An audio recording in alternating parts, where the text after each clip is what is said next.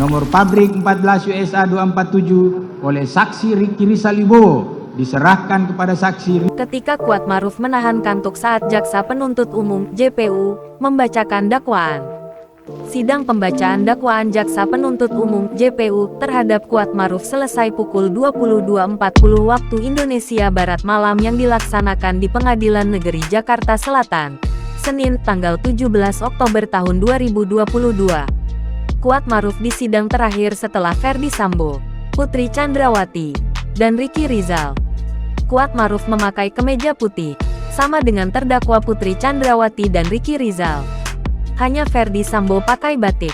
Terlihat dari ruang sidang Pengadilan Negeri Jakarta Selatan, Kuatmaruf tampak seperti mengantuk ketika jaksa membacakan isi dakwaan. Ia tetap berusaha menahan kelopak matanya yang sudah mulai tertutup.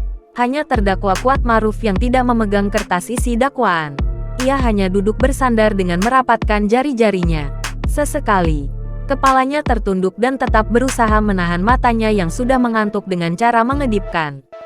Mengikuti saksi Putri Chandrawati masuk ke dalam rumah dan naik ke lantai 3 melalui tangga samping lift sambil membawa senjata laras panjang Steyr AU kaliber 223 nomor pabrik 14 USA 247 untuk disimpan di lemari senjata milik saksi Ferdy Sambo SH SIK.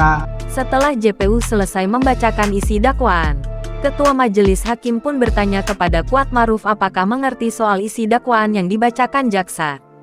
Kuatmaruf pun seperti terkaget dan menjawab dengan pelan yang kurang jelas. Penuntut umum Rudi Irmawan SHMH. Demikian Bapak Ketua Majelis. Baik, terdakwa. Apakah saudara sudah mengerti atas dakwaan dari jaksa penuntut umum? Mengerti, Yang Mulia. Mengerti ya. Baik. Apakah saudara akan mengajukan eksepsi? Untuk selanjutnya Silakan. terima kasih Yang Mulia. Atas dakwaan jaksa, kami dari tim kuasa hukum akan mengajukan eksepsi, dan untuk itu kami minta waktu sebagaimana terdakwa yang lain 3 hari Yang Mulia. Ya, besok Kamis ya. Kamis Yang Mulia. Terima kasih. Baik. Kuatmaruf pun mengarahkan tangannya ke arah tim kuasa hukumnya.